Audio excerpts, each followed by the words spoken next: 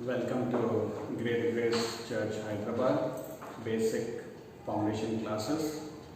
Today is the 11th class on Personal Prayer Part 2, and this is the last class in the sequence of Basic Foundation classes.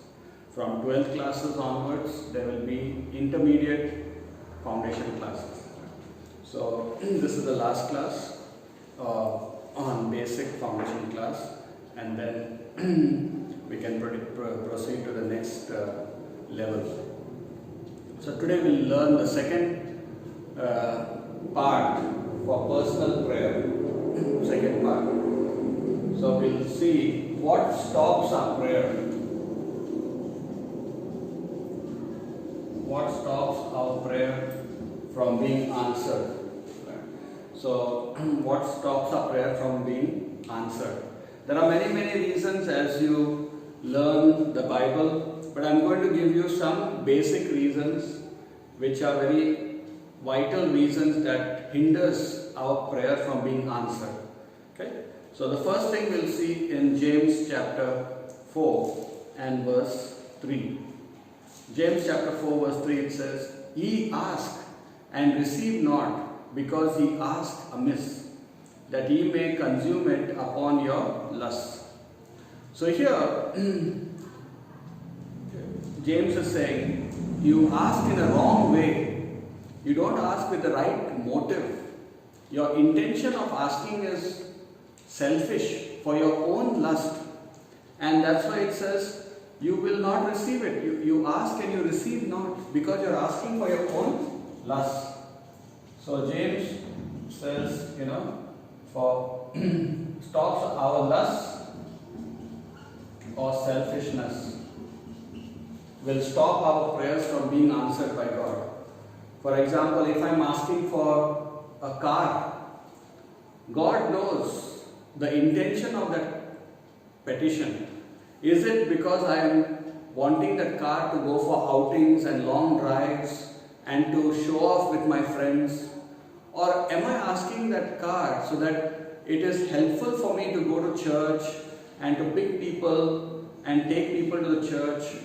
Or it is a blessing for my family so that the family members can be taken to church and for other basic requirements?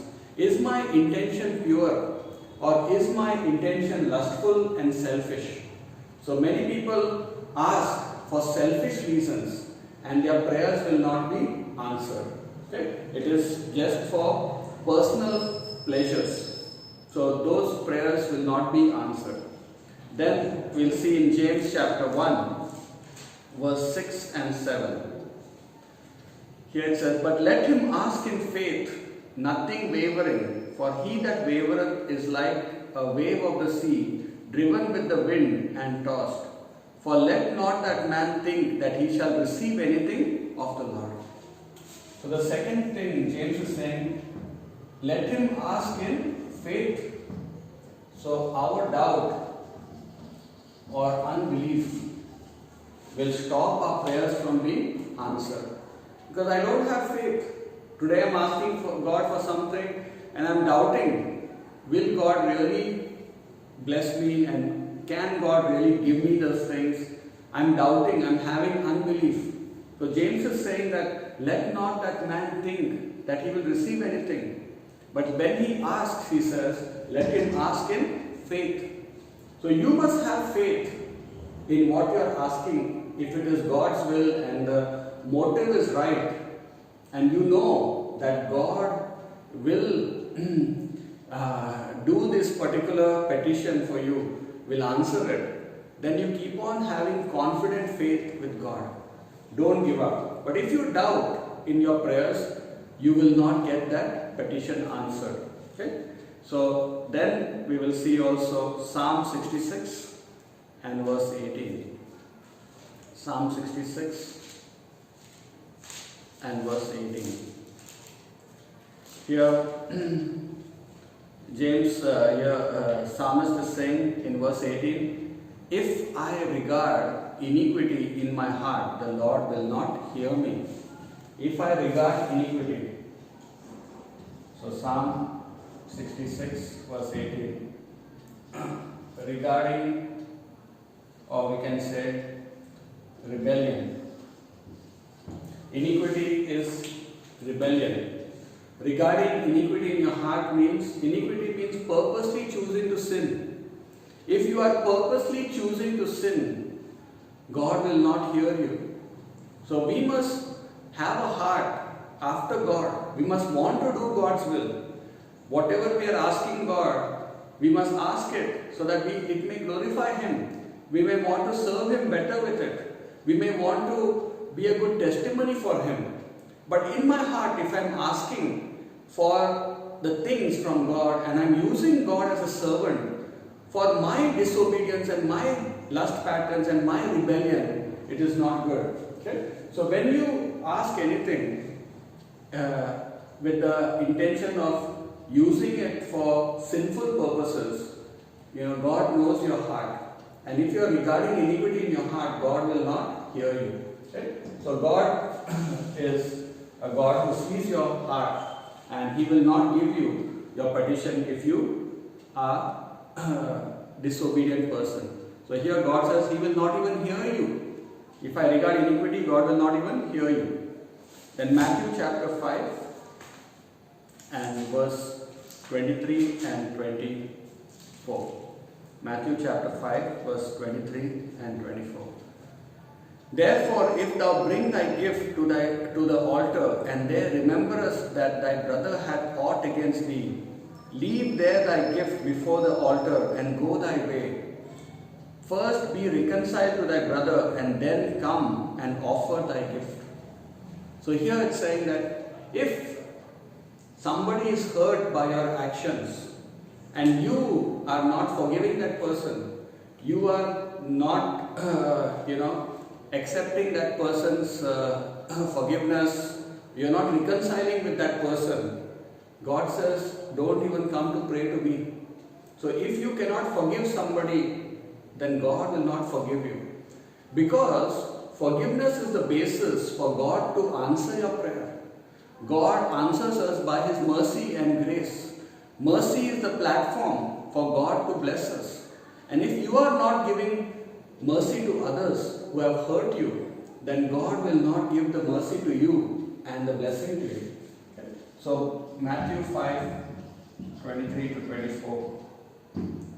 Unforgiveness. Unforgiveness is another factor where we should check our heart. Am I having unforgiveness in my heart, or am I having good fruits in my heart of reconciliation? Because Jesus came to reconcile people, not to hate people. So let us understand these are some of the key reasons why our prayers will not be answered. One, selfish reasons. Check the intention of your prayer. Check whether it is in faith. Check for your obedience or disobedience, and there should be no grudges in your heart against anybody. Right? God says, first get right with people, then come to me. Okay. So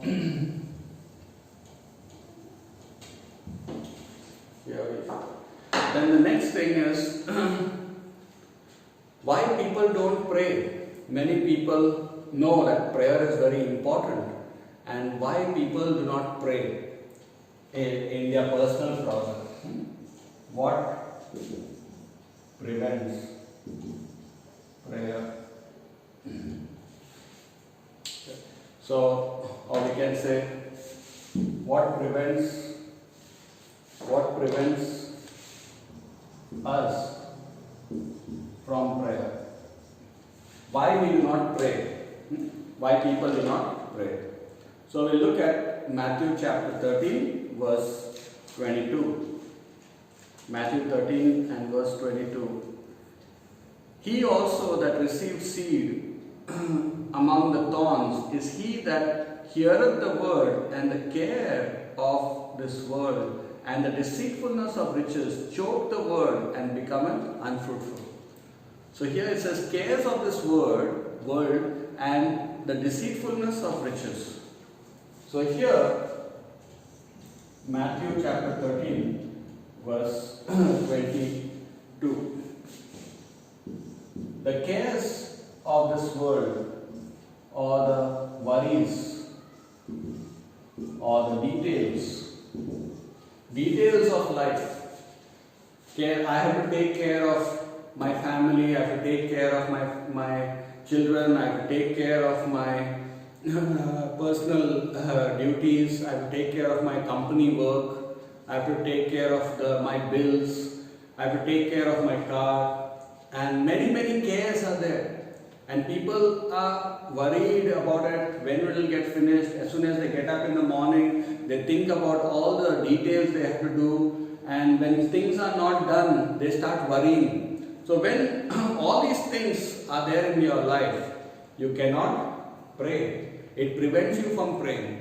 And you are keeping on running after these things. You are very busy doing many details and all domestic duties and secular duties, and you are so weighed down by those things that you cannot have time for prayer. Okay? And even if you pray, it is very half-hearted, casual prayers, which is not good. Okay? And then here he also says, deceitfulness of riches means prosperity or love for riches. In the same verse, he says, so a person who wants to be rich is going after money and wanting all luxurious things in this world and worldly happiness. They will not want to spend time with God because they want to earn money and enjoy that money. So here, Jesus himself is saying, the deceitfulness of riches also choke the word. So God is telling you in the word to pray. But now riches choke the word and it is not helping you to go forward. Okay? So people who love riches, and some people are rich, but you must know how to handle your riches in conjunction with God. It's not wrong to have riches. But lusting for riches and going after it crazily, that is wrong. Okay? So we must know how to spend time with God. And then also in Luke chapter 8 verse 14, Luke 8 and verse 14. Here it says, and that which fell among thorns are they, which when they have heard, go forth and are choked with cares and riches and pleasures of this life, and bring no fruit to perfection. So here Luke is adding one more thing, pleasures of flesh. The pleasures of life. If you want to enjoy your fleshly life, I want the enjoyment. I am feeling bored by praying. Prayer is so dull. I feel I'll watch a movie, I'll call my friends and go and play some sports. I will entertain myself somehow by video games or by internet browsing, or I will just go for a long ride, or I'll do this and that with my friends. So this is the pleasures of life. This stops people from praying also, okay? So which is not good. And you must understand that it's not wrong to spend time with friends and all, but when that only is your joy, it is wrong. Your joy must be in fellowship with God, not in the things of this world or with people of this world. Your joy must be in praying with God. And then 1 Timothy chapter 4 verse 7. 1 Timothy chapter 4 and verse 7. Here it says, but refuse profane and old wives' fables, and exercise thyself rather unto godliness. So here Paul is saying, exercise yourself unto godliness. So this means a person must discipline themselves You must discipline yourself. You must force yourself by choosing to obey God. This is called enforced godliness. You may have a lot of free time. You may have holidays also from work, and you may have vacation time also. But you are not spending that time with God. You have the ability to get up early. You have the time in the morning or afternoon or night. You know when you have free time, and you are not choosing to discipline yourself.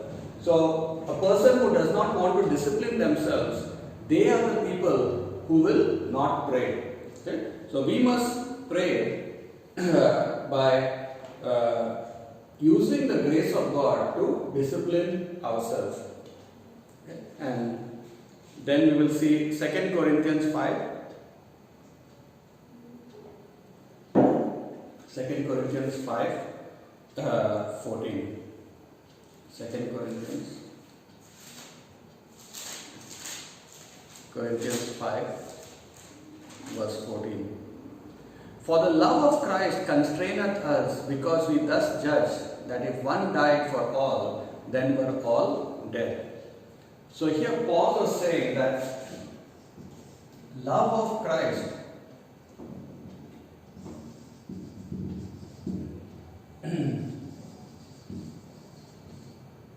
love of Christ constrains us. Love of Christ constrains us, moves us, it pressurizes us to go forward.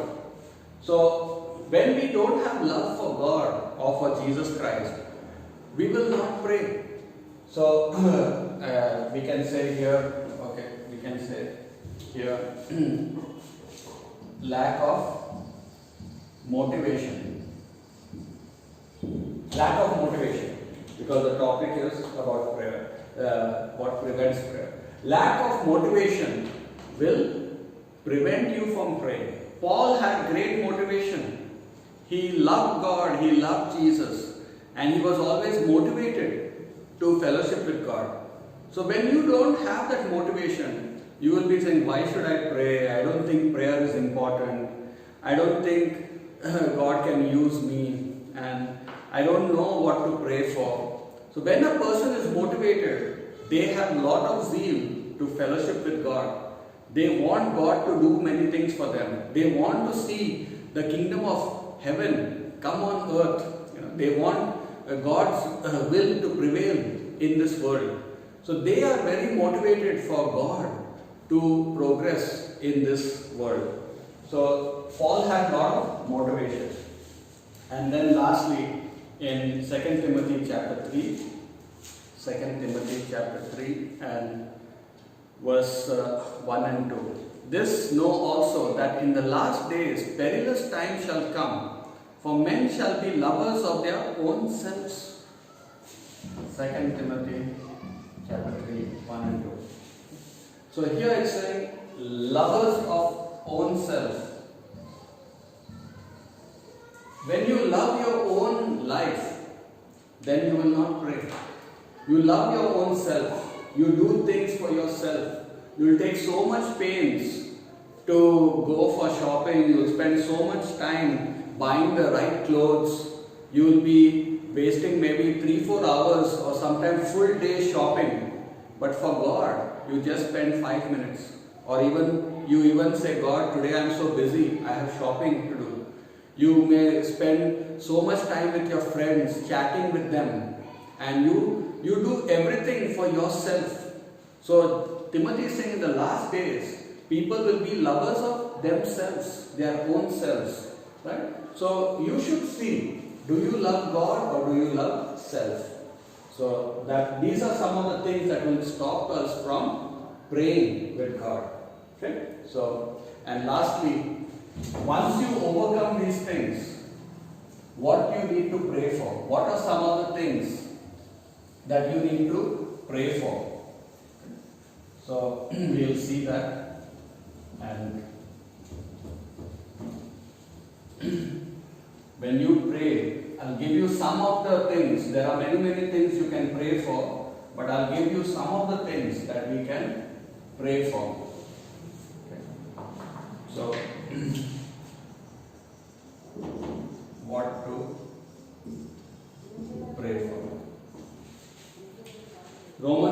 10, verse 1. Romans chapter 10 and verse 1. So here it says, "Brethren, my heart's desire and prayer to God for Israel is that they might be saved." Okay. So Paul wanted the Jews to be saved for the lost. Pray for the lost,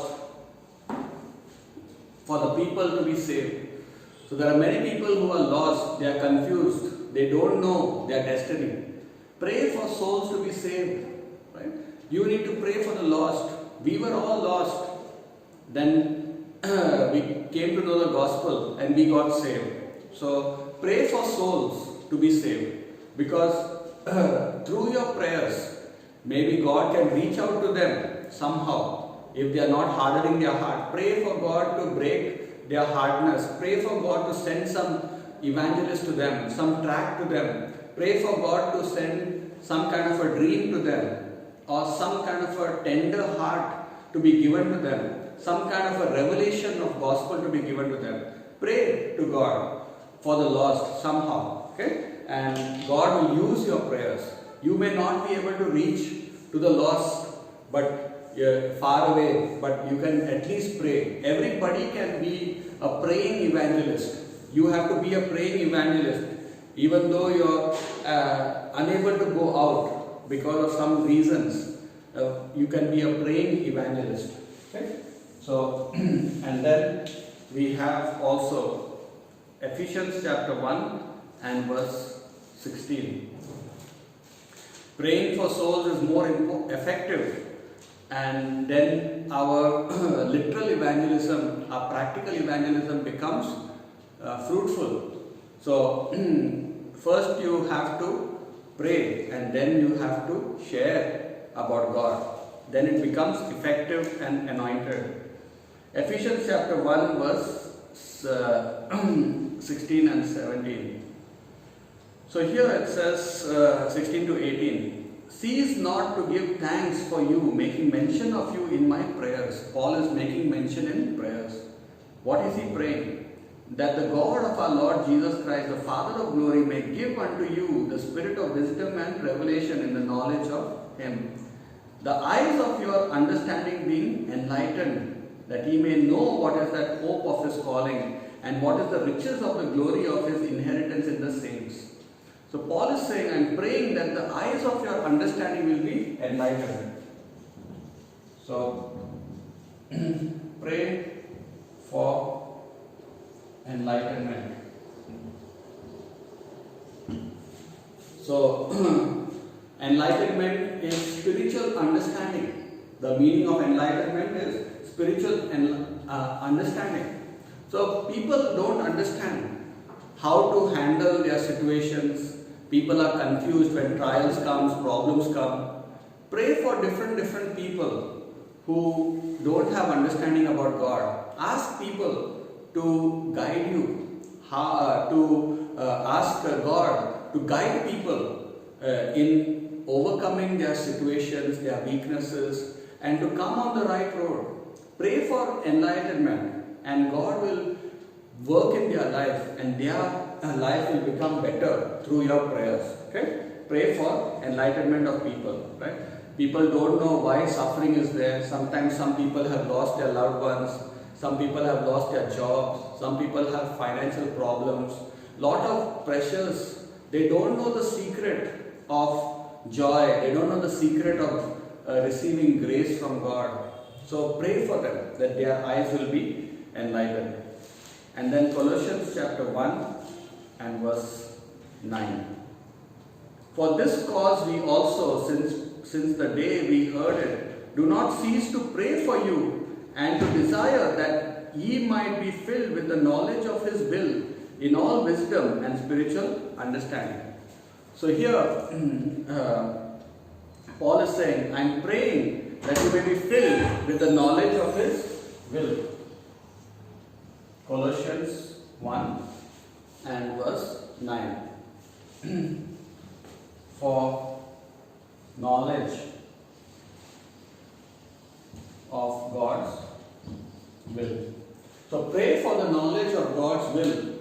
to be given to you and for people. Right? You need to know God's will, what is God wanting you to do, and people need to know what is God wanting them to do. So you need to pray, Lord, what do you want me to do? Guide me. What should I do today?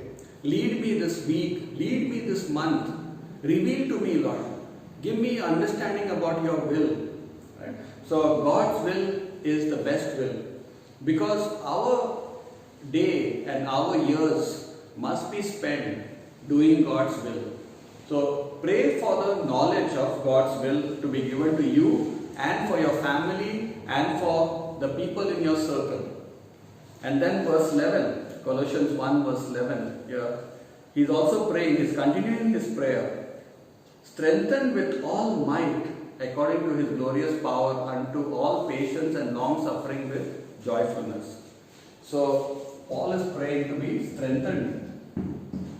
So we must pray for strength from God. So we have God's knowledge, we get God's knowledge, but I don't have strength to do I don't have courage, I don't have that boldness. So I need the power of God to work in me, to give me the strength to do the will of God and not to stop. So pray for people to be patient, to be strong in patience, to be strong in bearing the burden of God, and to obey the call of God, to be strong and not to give up. Pray for strength to be given to people in their trials and difficulties. Lot of trials will be there when you are doing the will of God. So pray that God will strengthen people so that people will not quit and people will not leave the will of God in their lives, but they will do it with joyfulness, Paul is saying. Okay? So pray for these things, that there will be joy given to people. And lastly, Philippians chapter 4 and verse 19. But my God shall supply all your need according to his riches in glory by Christ Jesus. So Philippians 4:19 for needs to be supplied. So there are some needs you may have in your life. Right? Some people need a job, you may need healing, you may need a marriage partner in your life, you may need some financial breakthroughs in your life, you may need a loan to be sanctioned by the bank. Different needs people have. Some people have need of food and clothing. Pray for the smallest need also in your life. You need a belt. Pray to God. God, I don't have a belt. I don't have money also to buy a belt. Please provide for me. If you have money, God has provided you money, go and buy a belt. But if you don't have money, pray for even the smallest need and you will see God supplying that need. Here Paul says, my God shall supply all your need according to his riches in glory. So this is the things that we need to pray for. These are some of the things we need to pray for. Okay? Pray for souls to be saved, and through your prayers, some souls will be reached by God. And then pray for spiritual understanding for yourself and others. You don't understand the Bible? Ask God for enlightenment. Ask God to give enlightenment to other people who have come new to the church. They will not understand the messages, the Bible. So pray for spiritual understanding for others in the church also, and in your family and other people around you. Pray for the knowledge of God's will. So you need to know God's will, other people need to know God's will. Pray for that God will give you knowledge and you will know what is God's will. Pray for strength from God and pray for needs to be supplied. Pray for your needs to be supplied and pray for people's needs to be supplied and the needs of the church to be supplied also. Okay? So this is the second portion on personal prayer, and that ends the basic foundation classes. Thank you.